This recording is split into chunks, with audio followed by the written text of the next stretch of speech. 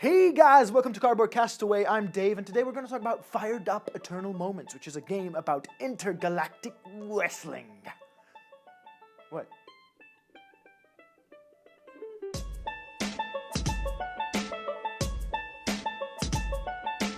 No, you're not actually a wrestler.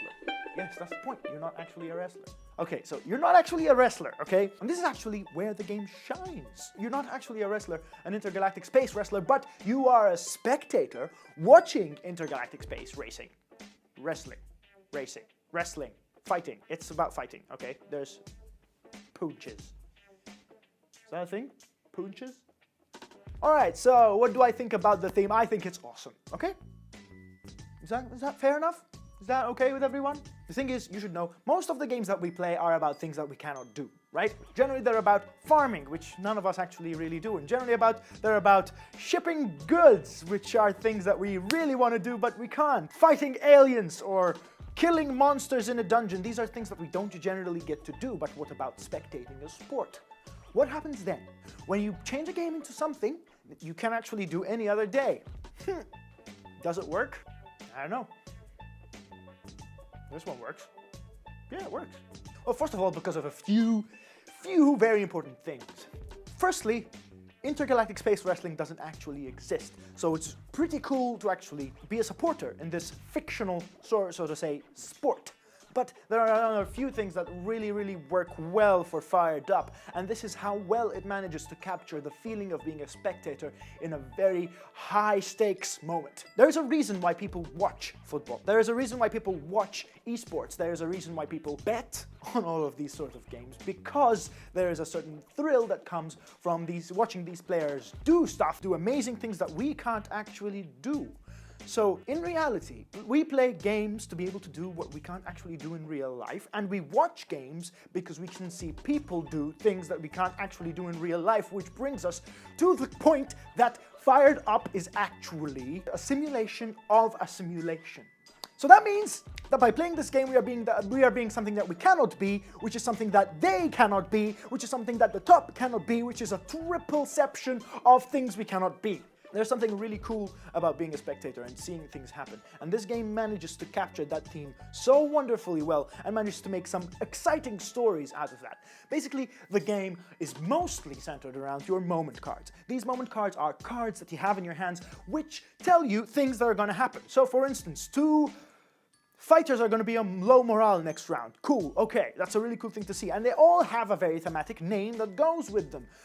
One fighter who's the strongest doesn't manage to hit a fighter who is the weakest. And that is a big moment, right? That is, oh my god, this huge-ass, really popular fighter is going to punch this other guy, and he doesn't manage to kill him. For all the spectators, it's like, ooh, snap! And that's what you're trying to do. You're trying to influence these fighters. The game is split into two phases, two very distinct phases. The first phase is where you're playing up your moment cards. You place face-down cards to try to guess what's going to happen this round. Then you will roll dice and implement them onto the different fighters to try to influence them and change them. And this represents you cheering from the side, saying things to those fighters, trying to turn them into what you want them to be, to try to get them do what you thought they would do. Then the game kind of sort of takes control of its own self and starts to play on its own. And then what happens is all of the bids are placed, everyone influences the fighters, and then the game sort of plays out what happens. The fighters fight each other, we see who wins, we see we resolve the morale, we see who's happy, we see who's sad. And then as these things happen, you get to show your moment card and say, haha!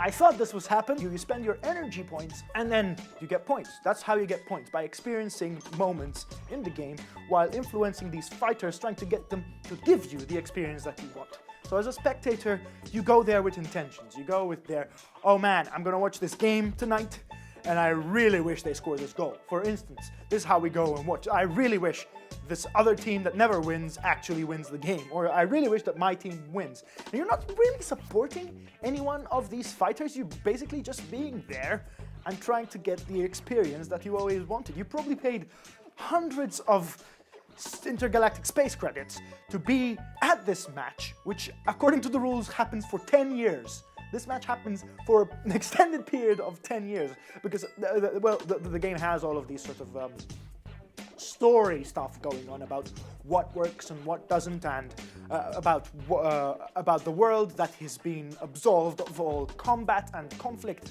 But to maintain the sort of excitement, they've changed it into a sport, and it happens once every 10 years for 10 years.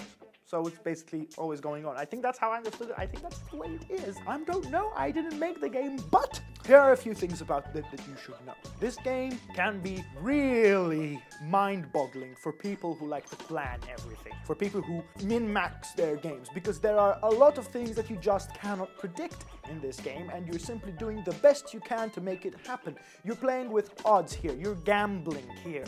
And this is a very important aspect of the game, because this is what you are, this is what sports is all about, this is what things that are only slightly predictable are all about, and there's excitement in the gamble of trying to outguess what's going to happen, outguess your opponents. Of course, there are things that are just hidden and you can never know, and therefore there is a bit of luck that comes through when things start to happen. But that bit of luck when things start to happen creates the most awesome stories. For me, this game has created quite a few really interesting stories where things that we didn't predict happen, things that we didn't think would happen, and lots of "oh my god, did you see that?" moments, which you do see in actual sports.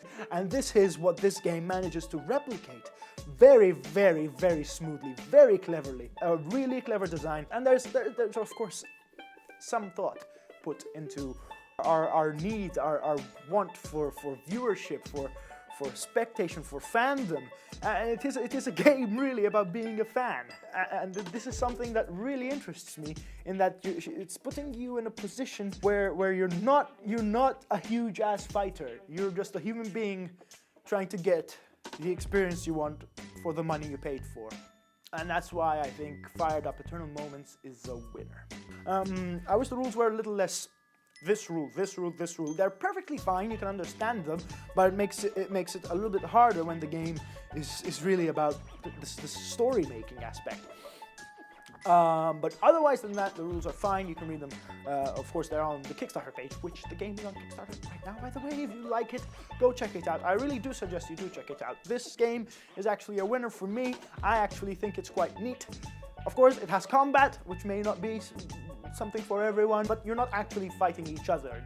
They're just fighters fighting each other, and you're kind of sort of placing bets on who's going to win what. But yeah, I really think this is great. For now, that's the game. See you guys. Check out their Kickstarter page. I'm Cardboard Castaway. See you next time. On the show or not on the show.